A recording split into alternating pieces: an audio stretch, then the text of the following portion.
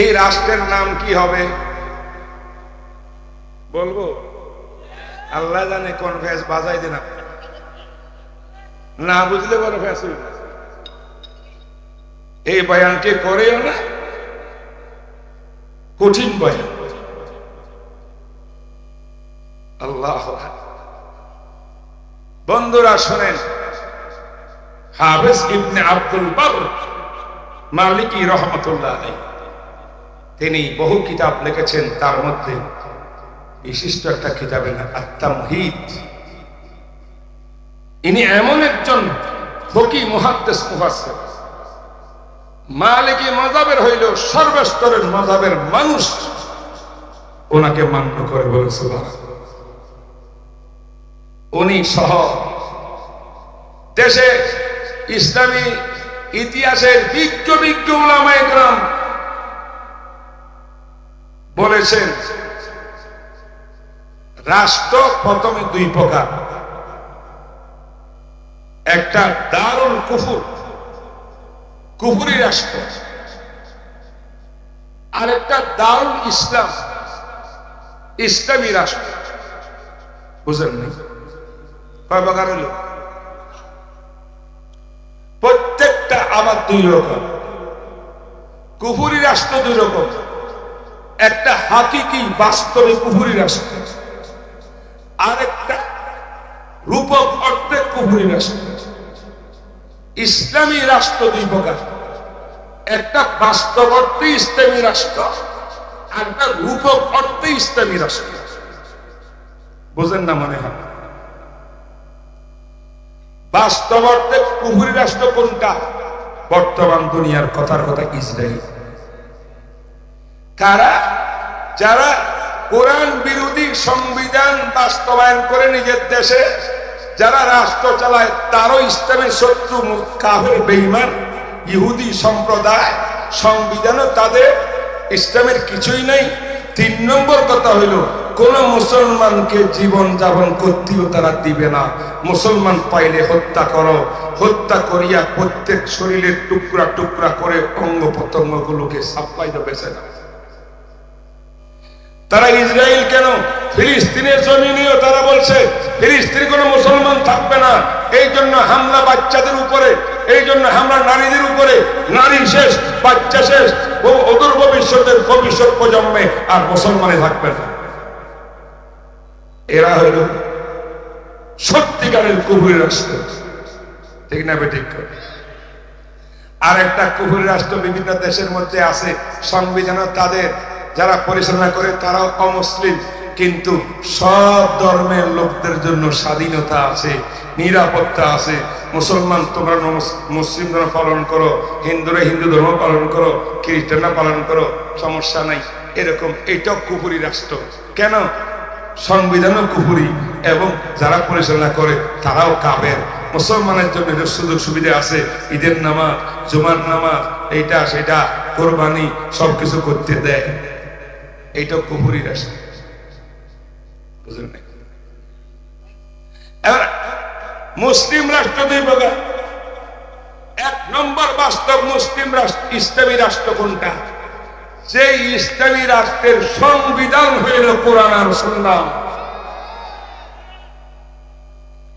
এই ইসলামী রাষ্ট্রের পরিচালক যারা, তারা কোরআন সুন্নাহর ধারক বাহক 1 নম্বর পাকা মুত্তাকি মুসলমান। সমস্ত মুসলিম জাহানের জন্য সকল সুযোগ সুবিধা আছে। যেমন বর্তমানে আফগানিস্তান, সংবিধান কোরআন সুন্নাহ, একবারে প্রধানমন্ত্রী থেকে সব মন্ত্রীরা, সব বড় বড় আলেম, হাফেজে কোরআন, শেখুল হাদিস, মুতামিম, দিনাবেরিকা। রূপক অর্থে, রূপক অর্থ বুঝেন না, আসলে ইসলামী রাষ্ট্র না, কিন্তু রূপক অর্থে ইসলামী রাষ্ট্র। সেটা 4 নম্বর। কারা? যেই দেশে সংবিধান কি নয়, কোরআন সুন্নাহ ভিত্তিক নয়, তবে সেই দেশের পরিচালকরা সব মুসলমান। তারা মুখে ওয়াদা করেছে যে কোরআন সুন্নাহর বাইরে বিরুদ্ধে কোনো আইন পাশ করবে না। এবং সেই দেশের ভিতরে প্রশাসনে মুসলমানদেরকে সব ধর্মীয় কাজকর্ম পালন করার সব সুবিধা দিয়ে রাখছে, এমন যদি হয় তাহলে তার চার অবস্থা আমি জানি না সময় পাবো কিনা, আমি তো বুঝতেছি না কিছু। যা চার অবস্থা, এক অবস্থা হলো যিনি বাংলাদেশ চালাচ্ছেন তিনি সংবিধান তো কোরআনেরটা নেয় নাই, কেন নেয় নাই জিজ্ঞাসা করেন তার আকীদা কি। তিনি যদি বলেন আরে কোরআন হাদিসের সংবিধান দিয়ে কি করবো, এখন কি সেটা চলে নাকি, আধুনিক যুগ, এখন আব্রাহাম লিঙ্কনটা চলবে, কোরআন হাদিসের সংবিধান অচল, এই নিয়ত করিয়া নাকি এই দেশের সংবিধান আব্রাহাম লিঙ্কনের সংবিধানের দেশ চালায়, তাইলে কিন্তু সেই ব্যক্তি স্পষ্টভাবে কাফের সাব্যস্ত। কারণ কোরআন সুন্নাহর আইন সংবিধানকে মানতে হবে তোমার, তাইলে তুমি মুসলমান। যদি বলো এটা অচল, যেমন তাসলিমে নাসরিনে বলেছে, আহমদ শরীফ বেঈমানরা, নাস্তিকরা বলেছে এরা কাফের। আরেক দল আছে কয় না ইসলামী সংবিধান ভালো, আব্রাহাম লিঙ্কনের সংবিধান ভালো, এইটা অনুযায়ী দেশ চালাইলে ক্ষতি নাই, এইটা অনুযায়ী দেশ চালাইলে ক্ষতি নাই, দুইটা সমান সমান সমান্তরালে চলবে। যার মনে চায় কোরআন সুন্নাহ মোতাবেক চালাবে, যার মনে চায় আব্রাহাম লিঙ্কনের থিওরি মোতাবেক চালাবে, কোনোটা কোনোটার থেকে উত্তম না, দুইটা সমান। শরীয়তের মাসলা হলো এই ব্যক্তিও কাফের সাব্যস্ত হবে, তো রাষ্ট্রটা আর মুসলমান থাকবে না, কুফরি রাষ্ট্র। বুঝেন নাই কেন? কোরআন সুন্নাহ আর আব্রাহাম লিঙ্কনের থিওরি কি সমান? সমান। আমাদের ঈমান হলো লা ইলাহা ইল্লাল্লাহ, আমার ওয়াদা আল্লাহর সঙ্গে, সংবিধান চলবে আপনার, ক্ষমতা চলবে আপনার, বিধান চলবে আপনার, রাষ্ট্র চলবে আপনার। দুই গেল। 3 নম্বর আরেক দল, সে বলে আমি আব্রাহাম লিঙ্কনের থিওরির মধ্যে দেশ চালাবো, তবে কোরআন সুন্নাহর সংবিধান এইটা আমি খুব শ্রদ্ধা করি, খুব জরুরি মনে করি, খুব মনে করি, তবে আমি করতেছি না। আমি মনে করি আল্লাহর বিধান মোতাবেক দেশ চালাবার অনুমতি না। 4টা পাইছেন নি কুফরি সব।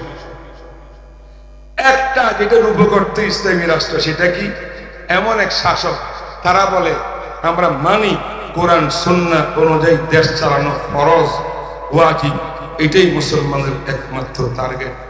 কিন্তু আমরা তো বর্তমান অবস্থায় পুরো বিশ্বের সঙ্গে তাল বাঁধাইয়া চলতে হইলে আমি কোরআনের সংবিধান অনুযায়ী দেশ চালাইলে আমাকে হত্যা করবে, এই করবে, সেই করবে। আমি বাধ্য, আমি বুঝি কোরআন সুন্নাহর সংবিধানে আমার মত মানার একমাত্র সংবিধান, কিন্তু আমি মজবুর, আমি বাধ্য, আমি চাইলেও পারবো না, আমি অপারগ ভাই অপারগ, আমার দিলের ভিতরে আছে একমাত্র কোরআন সুন্নাহ মোতাবেক দেশ চালাইতে হবে, অন্য কোন সংবিধান মোতাবেক দেশ চালাইলে জান্নাত পাওয়া যাবে না, আল্লাহ সন্তুষ্টি পাওয়া যাবে না, সেটা জায়েজ হবে না। এই আকীদা আমার আছে, এটা আমি পারতেছি না, আমার পক্ষে অসম্ভব। তাই আব্রাহাম লিঙ্কনের সংবিধানের দেশ চালাইতেছি। এই ব্যক্তিকে শরীয়তে বলবে তুমি ফাসেক, তুমি গুনাহগার, কবিরা গুনাহ করতেছ, তবে তোমার এটা কুফরি না, কারণ তুমি তো কোরআন সুন্নাহর সংবিধানকে জরুরি মনে করছো, পারতেছ না, তুমি অপরাধ জাহের করতেছো, তাই এটা তোমার জন্য গুনাহ। এই ব্যক্তির রাষ্ট্র পরিচালনাটা এটা কুফরি রাষ্ট্র হবে না, এটাই হবে ইসলামী রাষ্ট্র। রূপক অর্থে ইসলামী রাষ্ট্র, এটাও সত্যিকারের ইসলামী রাষ্ট্র নয়, এটাকে দারুল ফাসেকা বলা হয়, ফাসেক রাষ্ট্র বলা হয়। আজ বর্তমান বাংলাদেশ সহ যত মুসলমানের দেশ দেখতেছেন, আফগানিস্তান আর কয়েকটা ছাড়া তাম বিশ্বের দেশগুলো হলো ফাসেক রাষ্ট্র, কুফরি রাষ্ট্র না, এটা রূপক অর্থে ইসলামী রাষ্ট্র। কেউ যদি এই রাষ্ট্রকে দারুল হারব করিয়া বলে রাষ্ট্রের বিরুদ্ধে বিদ্রোহ করা ফরজ, আসো সবাই বের হও, তলোয়ার লও আর বুম্পিং করো, দেশের মধ্যে অচল সৃষ্টি করো, শেখ আব্দুর রহমান হয়ে যাও, বাংলা ভাই হয়ে যাও, এরা সব তাগুতি শক্তি, এদেরকে মানা যাবে না। এদের আন্ডারে যারা নির্বাচন করে তারাও তাগুতি শক্তি, এদের দেশে যারা থাকে বিপ্লব করে না তারাও তাগুত, সব তাগুত কাবের হইয়া গেছে। এদের বিরুদ্ধে জিহাদ করো, জিহাদ করো, জিহাদ করো, এই কথা বলে। তাদের নাম মানহাজি, তাদের নাম খারেজি, তাদের নাম খারেজি, তাদের নাম মানহাজি। এদের সঙ্গে মুসলমানের কোনো সম্পর্ক না।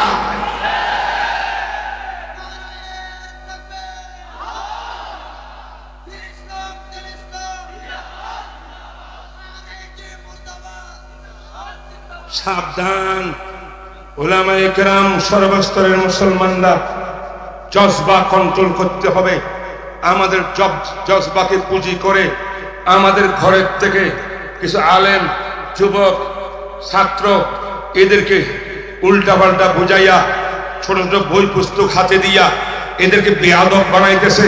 মুহতামিমের বিরুদ্ধে বেয়াদবি করে, মুদাররিসের বিরুদ্ধে বেয়াদবি করে, উস্তাদের বিরুদ্ধে বেয়াদবি করে।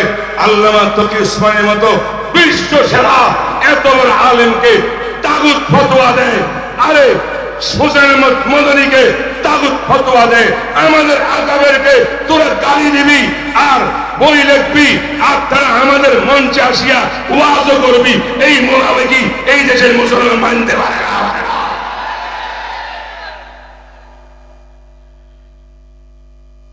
বুঝেন নাই কিছু কথা? মহা মারাত্মক শত্রুতা। রূপ বড় সুন্দর, অন্তর খারাপ। এরা মুনাফিক। হক্কানি আলেমদের সঙ্গে থাকলে লাগে দেওবন্দের বিরাট বড় অবদান, আমাদের ওলামায়ে দেওবন্দের অবদান। হুজুর হুজুর হুজুর হুজুর, আমরা তো দেওবন্দে মারা পড়ছি, আমাদের হুজুর অমুক তমুক সুবিধাবাদী। আর যখন ঘরে গিয়া ফেসবুকে লেখালেখি করব, দেখবেন ওলামায়ে কেরামের বিরুদ্ধে সোচ্চার লেখা হইল ওলামায়ে দেওবন্দের বিরুদ্ধে। খারিজি, যে খারিজি জামাত আলী মুআবিয়া দুইজনের বিরুদ্ধে বের হয়েছিল, তারা বলছিল ইনিল হুকমু ইল্লা লিল্লাহ, একমাত্র হুকুমত হবে আল্লাহর, কোরআন সুন্নাহ, এই বাইরে কোনো রাষ্ট্র নাই। তাই এই রাষ্ট্র কুফরি রাষ্ট্র, তাগুতি রাষ্ট্র। কোরআনের অবব্যাখ্যা দিয়া এই বক্তব্য যারা দিয়ে আজকে আমাদের সমাজকে কলুষিত করতেছে, এদের বিরুদ্ধে সোচ্চার হইতে হবে। এরা আসলে আহলে সুন্নাত ওয়াল জামাতের মানুষ নয়, এরা খারিজি দল, বাতিল মতবাদ। এই কাজটাই বাংলা বাইয়ে করছে, শেখ আব্দুর রহমান করছিল বাংলাদেশের টিঙ্গাবেটিং করে। তাই শান্তি সুষ্ঠু একটা দেশের ভিতরে যদি কোনো রকম অসুবিধা থাকে, ওলামায়ে কেরাম আছেন, ঐক্যবদ্ধভাবে সরকারকে বুঝাবেন, জনগণকে বুঝাবেন, তার জন্য ভূমিকা নেবেন। কোরআন সুন্নাহর বাইরে কোনো বিধান হইলে আমরা সর্বোচ্চ সেখানে প্রতিবাদ করব, আন্দোলন করব, মিছিল করব, সবকিছু করব। তাই বলি কাফের তাগুত ফতোয়া দিয়া তার বিরুদ্ধে বিদ্রোহ করা, সশস্ত্র বিদ্রোহ করা এবং ভিতরে ভিতরে গেরিলা বাহিনী তৈরি করা। আর আসলে তারাও তো বলে গেরিলা বাহিনী আর জিহাদের কথা, একটাও তারা জিহাদ করে না। জিহাদ করে শুধু কলমের কোথায়, কম্পিউটারে জিহাদ। কিবোর্ডের মুজাহিদ তারা, বাস্তবে তারা মুজাহিদ। ঠিক না বেঠিক? এই বেয়াদবি সারতে হবে। যতক্ষণ বেয়াদবি বন্ধ করিয়া পাও ধরে মাপ না চাইবে, এদেরকে ক্ষমা করা যাবে না। ঠিক না বেঠিক? বুঝেন না আমার কথা? আজকে কিছু লোক তারা দেখলো আমরা যতই প্রচার করি হুজুরদের জন্য পারি না, হুজুরদের জন্য পারি না। এখন তারা আরেকটা রাস্তা নিছে। বলবো না এটা শেষ কথা, শেষ কথা বলতাম। সিদ্দিক সাহেব মনে দুজনে বসে রয়েছে ওয়াজ করা, তাই না? আচ্ছা শোনেন, এটা ওয়াজগুলো আর কেউ করবো না, এই বুড়া মিয়াই করবে, যাবার রক্ত হয়েছে। শেষ কথা বলছি, যখন তাদের চক্রান্তের মধ্যে তারা আশানুপাতে কামিয়াব হচ্ছে না, তারা মনে করে, কারণ ওলামায়ে হক্কানিরা তাদের বিরুদ্ধে অ্যাকশন নিচ্ছে। ঠিক না বেঠিক? তারা এখন রাস্তা আরেকটা নিছে। কি রাস্তা জানেন? সারাদিন মোবাইল দেখবো, কোন হুজুর কোথায় বয়ান করছে, কোন স্টেজে, সিদ্দিকী কি বয়ান করলো, ফায়জুল করিম সাহেব কি বয়ান করলো, মিজান সাহেব কি বয়ান করলো, কোথায় একটু দোষ ধরা যায় কিছু বলার সুযোগ। এবার মঞ্চের মধ্যে আসিয়া উলামায়ে দেওবন্দের টাকা পয়সা দিয়া তারা মেহমান বানাইয়া নিয়ে আসে, আনিয়া গো ওরে বারে বাবা বড় বড় বক্তা, বড় বক্তা বলে তাকে লাগাই দে। 24 ঘন্টা শুধু হক্কানি উলামায়ে কেরামের বিরুদ্ধে কথা বলে। তার বয়ান বক্তব্যের মধ্যে কোরআন নাই, হাদিস নাই, কোন বক্তব্য নাই, শুধু উলামার শেখায়েত, উলামার শেখায়েত, উলামার শেখায়েত। কারণ হলো উলামার শেখায়েত করলে জনগণ উলামা বিমুখ হবে। এইটা আরেকটা খ্রিস্টানদের ষড়যন্ত্র।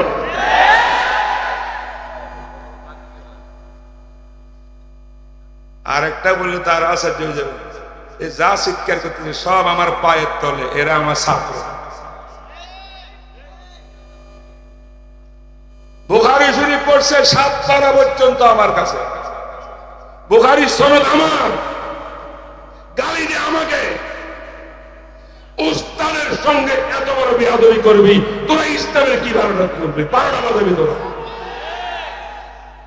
আমার মনে হয় ইয়া আইয়ুহাল্লাযীনা আমানু আতিউল্লাহ ওয়া আতিউর রাসূল ওয়া উলিল আমরি মিনকুম ফাইন তানাযাতুম ফি শাইইন ফারুদ্দুহু ইলাল্লাহি ওয়ার রাসূল। এই পর্যন্ত কথা শেষ। অনেক লম্বা টান কাটাই দিয়েছি। আল্লাহ পাক যা কিছু বলছি সংক্ষেপ বলেছি, ব্যাখ্যা দেওয়ার সুযোগ হয় নাই। আল্লাহ আপনাকে আমার কথাগুলা সহি করে বুঝার তৌফিক দান করুন।